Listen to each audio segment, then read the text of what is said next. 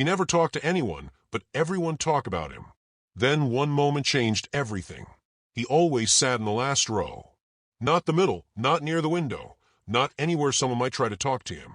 Just the last row. The place where teachers rarely look, and students rarely care. Every morning, he walked into class the same way. Slow, calm, head slightly lowered, like he was trying to blend into the walls. He carried the same black backpack, wore the same gray hoodie, and kept the same tired look in his eyes. That made people think he didn't sleep much. But the truth was, he slept just fine. He just saw things differently. He never spoke unless absolutely necessary. Not during roll call. Not during group activities. Not even when someone bumped into him on purpose. He simply lifted his eyes, gave a small nod, and went back to his notebook, where he scribbled tiny sketches, symbols, and lines nobody understood. People whispered about him all the time. Some did it out of curiosity. Others did it out of cruelty. Why is he always alone? Does he even have friends? Why doesn't he ever talk? I heard he's weird. Rumors spread fast in school, and when someone is quiet, the silence becomes a blank canvas for people to paint whatever story they want. Some said he was mute. Some said he had no parents. Some even said he was dangerous, and he never corrected any of them. He just listened, quietly, calmly, almost like every word meant something. Teachers treated him differently too.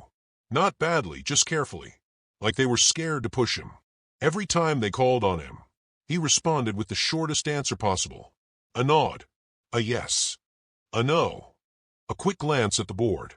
They thought he was shy, a soft-spoken kid who didn't know how to stand up for himself, someone who needed help or guidance, or a little push to fit in. But his silence wasn't shyness, and his calmness wasn't weakness.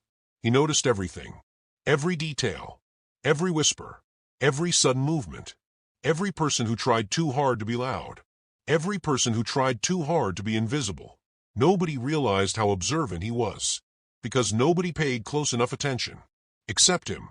In the cafeteria, he chose a corner seat, where he could see every exit. In the hallways, he walked near the walls, to avoid getting shoved by crowds. At assemblies, he memorized the layout. Doors, cameras, staircases, things no one else cared about. While other students scrolled on their phones, he watched their expressions. Who was stressed? Who was lying? Who was pretending to be happy? Who was actually hurting? He saw things long before anyone else did. Things nobody expected a quiet kid to notice. One day, during a group assignment, a girl asked him, "Why don't you talk?" He looked up slowly, as if the question itself was heavy, and simply said, "Listening tells you more." She didn't understand, but she nodded anyway.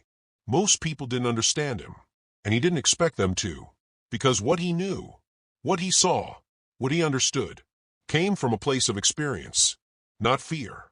You see, he wasn't quiet because he wanted to be alone. He wasn't quiet because he disliked people. He wasn't quiet because he was shy, strange, or scared. He was quiet because he was watching everything. Every detail, every person, every moment. He could tell when a teacher was lying about being fine. He could tell when a student was pretending to laugh, so nobody would notice their red eyes. He could tell when someone was about to start trouble, before the trouble even began.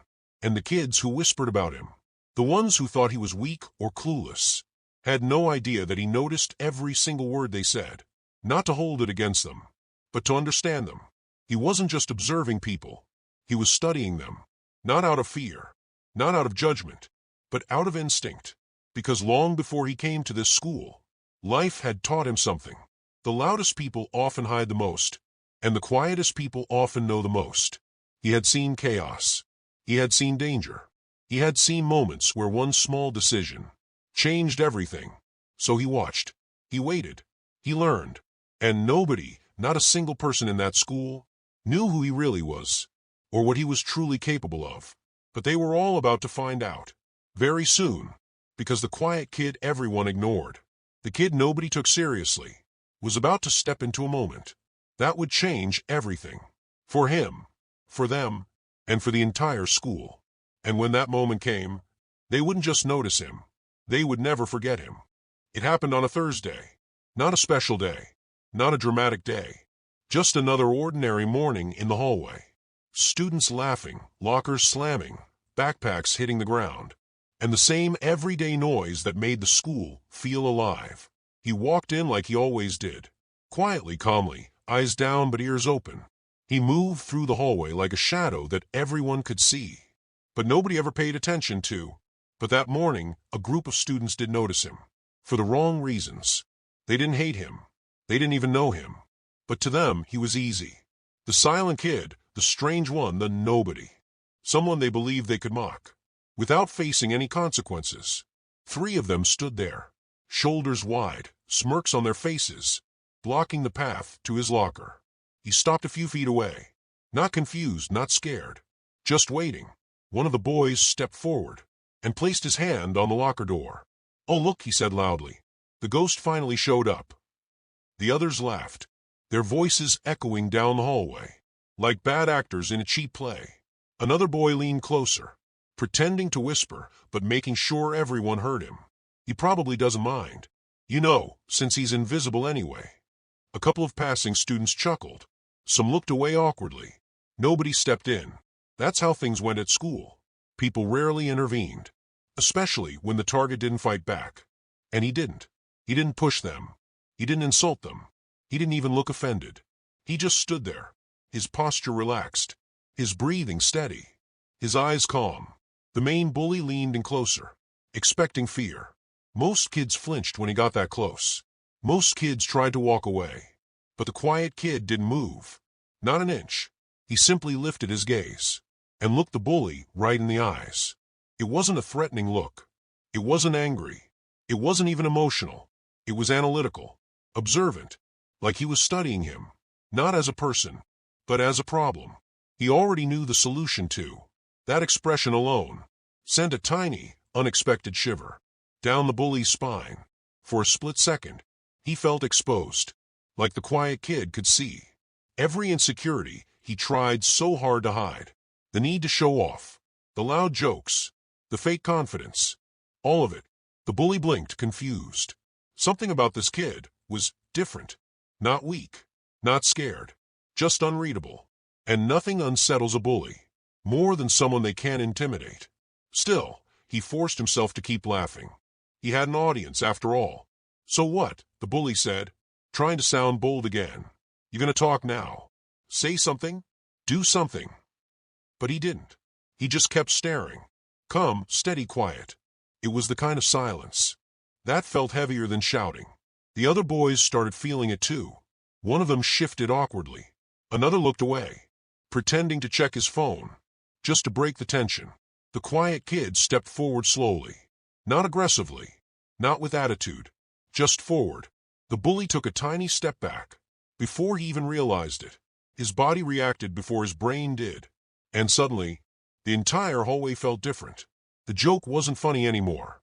The laughter had died. And the invisible kid they were mocking felt more visible than ever. Still, he didn't speak, didn't smirk, didn't brag. He just moved around them. Not shoving, not touching. Just calmly stepping into the small space. The bully had opened when he flinched. He placed his hand on the locker handle. The bullies watched, unsure what to do. For the first time, they realized he wasn't afraid of them. Not even a little. He wasn't intimidated, wasn't irritated. He simply didn't care. And nothing confuses a bully more than someone who refuses to play their game. The bully tried to regain control. "Yeah, keep walking, ghost," he muttered. But the quiet kid didn't even look back. He opened his locker, took out a notebook, closed it gently, and walked away. No anger, no embarrassment, no reaction. As he disappeared around the corner, one boy whispered, "What's wrong with him?" But the bully, still unsettled, said nothing, because deep down, he knew something wasn't right. This wasn't how their little test was supposed to go. No fear, no panic, no humiliation, just silence. A silence so steady that it made them all feel small.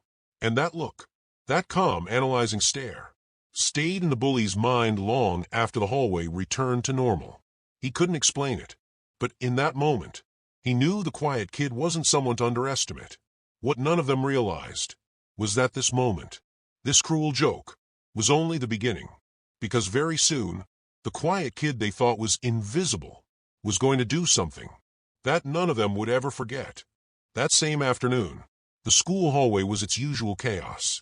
Backpacks thudding against lockers, voices bouncing off the walls, shoes squeaking on the polished floor. The kind of noise that makes every step feel alive. People were pushing through crowds, laughing at inside jokes, scrolling through their phones, without looking where they were going. Teachers yelled, "Slow down." But nobody ever listened. The hallway had its own rhythm, loud, fast, careless. And in the middle of it, he walked calmly, quietly, like he always did. But unlike everyone else, he paid attention to everything, to everyone. And that was the only reason. He saw her. She was halfway up the staircase. A girl balancing too many books, a water bottle hanging from her hand, just trying to squeeze through the rushing crowd. Someone bumped her shoulder from behind. Another student rushed past her. Her foot twisted on the step. A tiny movement, a subtle slip, that almost nobody would have noticed. Except him. He saw the exact moment. Her books began to fly. He saw the panic in her eyes. As her body tilted backward, he saw the railing behind her.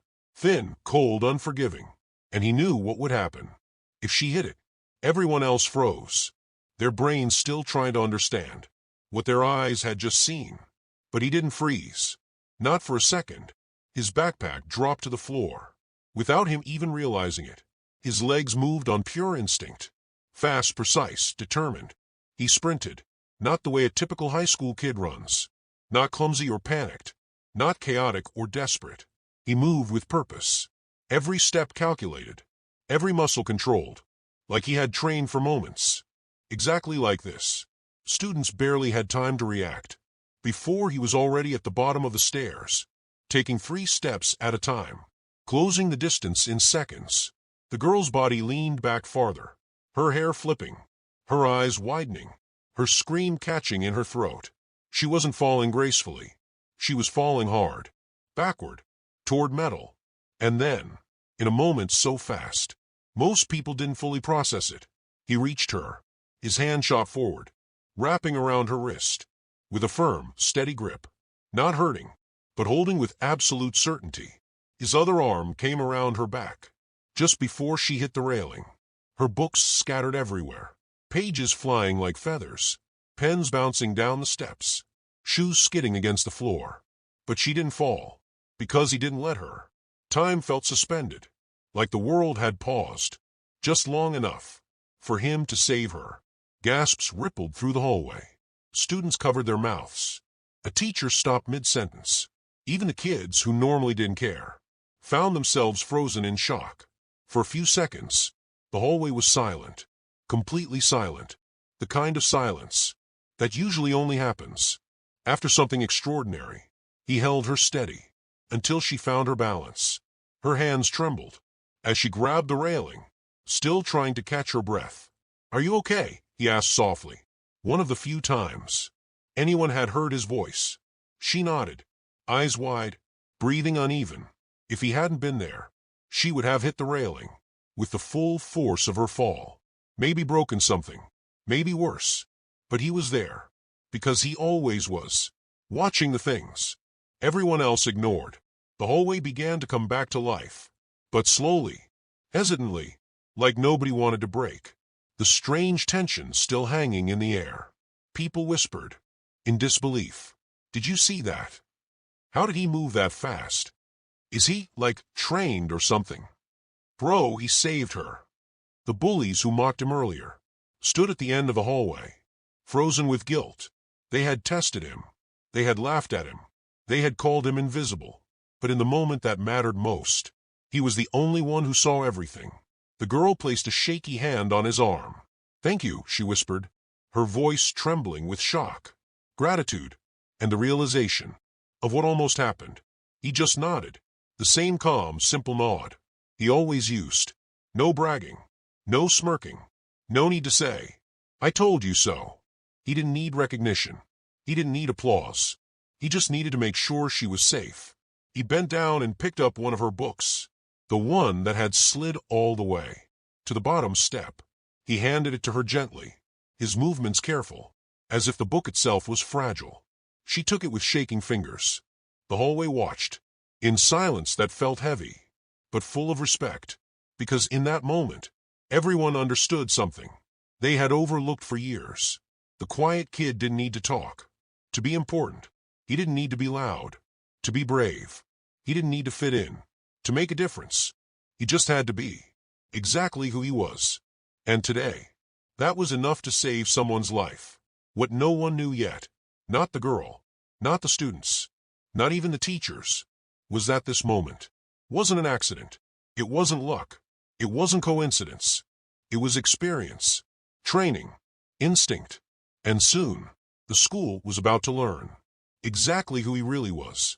The hallway was still buzzing, shocked voices overlapping, sneakers squeaking against polished tiles, and a circle of students forming around the boy who had just changed everything. Moments ago, he had been invisible, just another quiet figure blending into the noise-filled chaos of an ordinary school day. But now every eye was locked on him. The girl he saved was still catching her breath. Her hands trembled slightly as she held her books, some bent, some scattered, and her friends hovered beside her, speechless. For a long moment, nobody really understood what had just happened. All they knew was this quiet boy, this kid everyone ignored, had reacted faster than anyone would have thought possible. Someone finally stepped forward. A tall senior, the type who always had something sarcastic to say. But this time, there was no smirk on his face. Only confusion. "Dude, how did you move like that?" he asked. His voice wasn't mocking. It was honest, almost stunned. The boy didn't answer at first.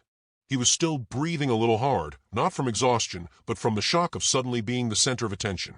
All around him, the crowd pressed closer, heads leaning in, eyes wide with curiosity, whispers spreading like wildfire. Another student asked, "How did you even know she was slipping?" Everyone else missed it. And then a teacher pushed through the crowd, her face pale. "Are you hurt?" she asked the girl. But even she couldn't stop glancing at the boy, her brows pinched in confusion. She had known him for months, quiet, punctual, never problematic, never late, but she had never once seen him move like that. Someone repeated the question, louder this time. "Why did you react so fast?" "How?" The boy looked around. All these faces staring at him, faces that once ignored him, laughed at him, or looked right through him. He hesitated, and finally, in a calm, steady voice that somehow cut through the entire hallway, he said, "I've been trained for this." Whispers exploded instantly. "Trained? What does that mean? He's joking, right? No way, did you see how fast he moved?" Even the teacher's eyes widened slightly. "What kind of training?" she asked gently. But before he could explain, before anyone could wrap their heads around his words, the air shifted again, quietly, subtly, like something heavy was about to drop. Footsteps. Firm. Purposeful. The principal walked toward them. His expression wasn't angry, or surprised, or confused. It was something else. Something almost reverent. Like he was looking at someone he hadn't expected to be revealed so soon. When he reached the circle, he looked directly at the boy, and in that single glance, it was clear that he knew something the rest of them didn't. "Is everything all right?" he asked first, addressing the girl, making sure she was safe. She nodded shakily, still clutching her arm, where the boy had grabbed her at the last second. Then the principal turned to him. The hallway went silent. Even the usual background chatter, the banging lockers, the footsteps, the laughing far down the corridor, seemed to vanish. Everyone was waiting. The principal sighed softly, almost as if he'd expected this moment to arrive eventually, but not today. Not like this. He placed a hand on the boy's shoulder and said, "He's not just a student." The crowd leaned in. "He's a certified first responder." A loud gasp rippled through the hallway. The boy's eyes dropped to the floor, embarrassed, not by the truth, but by the attention that came with it. The principal continued, his voice firm, proud, and filled with a weight the students had never heard from him before. "He's been saving lives long before he came here."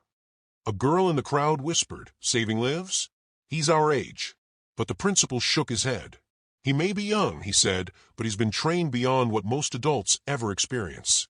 While others his age were playing video games or hanging out after school, he was learning CPR, trauma response, disaster protocol, and emergency medical skills. Not because he had to, but because he wanted to. The students stared at him like they were seeing him for the first time. The principal wasn't done. He volunteered during community crises. He assisted real emergency teams. He's been on scenes that would shake even the bravest people. And he handled them all with more maturity and courage than anyone expects from a teenager. Heads turned toward the boy, shock melting into something else, respect. The kids who had bullied him earlier that week stood at the back of the circle, their faces pale. The same kid they mocked, ignored, and laughed at had probably done more for the world than any of them ever had. The principal exhaled deeply. I hoped he'd have a quiet school year, he admitted. A normal one. But today shows some instincts never fade. Nobody moved. Nobody even blinked. The hallway that once treated him as invisible now watched him like he was someone out of a story, someone extraordinary hiding in plain sight. The boy finally spoke again, voice soft. I just did what anyone would do. But the principal shook his head. No, he said gently. Most people freeze. You didn't. And in that moment, surrounded by students who suddenly understood just how wrong they'd been about him, a new kind of silence filled the hallway. Not fear, not confusion, but respect. A respect he had never asked for, but had earned long before anyone knew his name. The hallway, once filled with noise, laughter, footsteps, and the usual chaos of a busy school afternoon, had fallen into a silence so deep it felt almost unreal. Not a whisper, not a breath out of place. Just silence, and the weight of a moment nobody saw coming. The students who had mocked him earlier, the ones who'd pushed his locker shut, laughed at him, and called him invisible, couldn't even lift their heads. They stood frozen in the back of the circle, eyes glued to the floor, their faces burning with something they weren't used to feeling, shame. Because now they knew the truth. The boy they teased, ignored, and underestimated wasn't weak. He wasn't strange. He wasn't someone to laugh at. He was someone they should have respected from the beginning. But he didn't stand there like a hero, expecting applause. He didn't puff out his chest or bask in the shock on their faces. He simply stood quietly, almost awkwardly, shifting his weight like he wished the moment would pass. He didn't want attention. He didn't want praise. He didn't want anything from them. He just wanted to help, like he always did. And that's when he finally lifted his head. His voice wasn't loud or dramatic. It wasn't powerful in volume, but in meaning. You don't have to be loud, he said softly, looking around the circle, to make a difference. The words hit harder than any scream could have, because everyone in that hallway felt it. The truth of it, the simplicity of it, and the pain behind it. For so long, they'd thought loudness meant strength. That confidence meant talking the most, walking the fastest, taking up space. But now they were realizing something different. Sometimes the quietest people are the ones carrying the heaviest stories. Sometimes the ones who speak the least understand the most. And sometimes the person nobody notices is the person you end up needing the most. The girl he saved stepped forward first. Her voice wavered, full of emotion. Thank you, she whispered. 2 small words, but they carried the impact of everything she couldn't say. Behind her, her friends nodded, still shaken by how close they came to witnessing something tragic. A few teachers exchanged glances, clearly reevaluating the student they thought they knew. And then the room shifted again. Not physically, but emotionally. Slowly, students began to raise their heads. Not to stare, not to judge, but to see him. Really see him. For the first time. Even the bullies, normally so loud and confident, looked like shadows of themselves. They didn't know how to apologize. They didn't know how to face him. They didn't even know how to stand up straight under the weight of their own regret. But the boy didn't glare at them. He didn't scold them. He didn't even look angry. He simply watched them with the same calm expression he'd worn earlier. The one that said he understood more than he let on. The one that said he wasn't holding a grudge. And somehow, that made them feel even worse. The principal, still standing beside him, placed a gentle hand on his shoulder, not as an authority figure, but as someone who truly respected him. You saved a life today, he said quietly. But the boy shook his head. No, he replied. I just stopped something before it happened. It was such a simple answer, yet it carried a wisdom beyond his years. The principal chuckled softly under his breath. You have a good heart, he said. Never hide it. Then he stepped back, giving the boy space. Space to breathe. Space to exist. Space to finally be seen. What happened next wasn't dramatic. Nobody burst into applause. Nobody chanted his name. There was no big celebration. But something far more meaningful happened. Respect settled into the room. Quiet, steady, unspoken. No more teasing. No more jokes. No more whispering behind his back.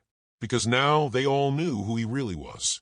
In the days that followed, things changed, not in loud, flashy ways, but subtly, quietly, the way real change often begins.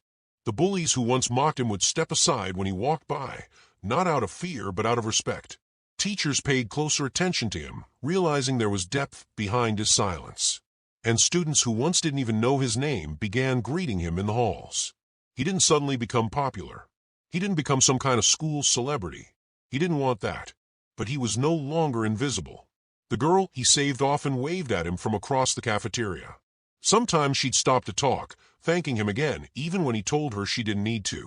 And although he still sat alone most days, he didn't sit in the shadows anymore. People noticed him. People valued him. People respected him. Because the quietest person in the school turned out to be the bravest one there. And more importantly, he taught them a lesson they would carry for the rest of their lives. Heroes don't always roar. Sometimes they whisper. Sometimes they blend in.